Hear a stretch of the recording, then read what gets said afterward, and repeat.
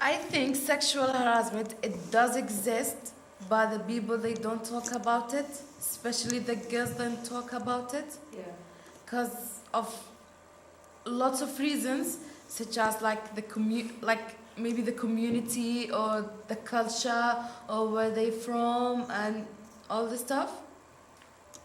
I think sexual harassment does exist in a lot of places, and especially high schools. Why do you think in high school? I don't know, because I think because it does exist in high schools. Because Why do you think in high school, guys? In high school, do you think, or in higher education? For sure. Because I'm in uni at the moment, and there is a lot of sexual harassment. It's something that's not talked about. We know it's there, but it's not talked about, so it's taboo. And when we think of services available at universities, for example, they're not tailored to us. And people obviously won't give us the support then if it's not... they will assume that it's not tailored for us and it doesn't affect our community because we're covered or we look a certain way or we're from a certain community. However, we're not given the opportunity to tailor the services available. Do you guys think it's an issue where girls like us are not coming forward, or...? I think girls like us are not coming forward because there's many things we can be blamed for. It could happen to us when we're outside, because we're outside late, it can happen to us, and we'll get blamed for that because we shouldn't have been outside at that time. Yeah. They are afraid of the blame, so they will not speak out. So there's different types of blame, whereas, for example, white girls will be blamed for what they wear, to say they're asking for it, we will be blamed because we're out late, or we shouldn't have been out on our own, or we should have done something differently. But at the end of the day, it doesn't matter what we've done, we're women. We are the victim. Yeah, we shouldn't be blamed for anything. For actions that are out of our hands. Someone done to us, we are the victim. Yeah. But within our culture it's not the norm. It's not the norm, and also we don't talk about it. It happens, but we're silenced. Yeah. To not go forward, because if we tell someone within our community, they say to us, well, why were you out late? Why were you doing this? It's all on you, so keep a hush-hush.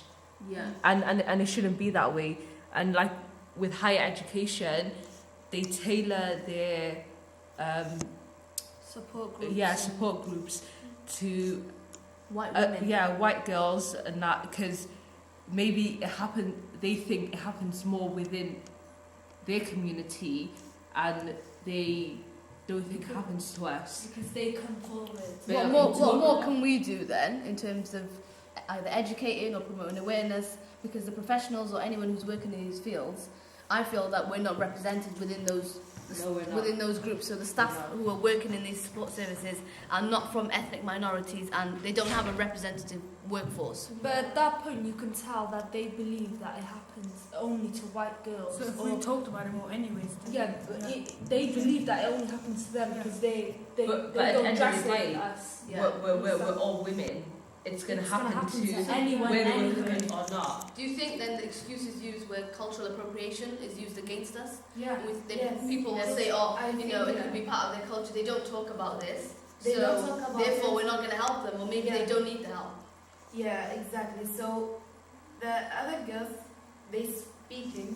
That's why they more think confident. they're more confident. So they think that only happened to them, not happened to the other girls. But at the same time, we're confident people. It's because it's within our cultural upbringing that we don't talk about certain things.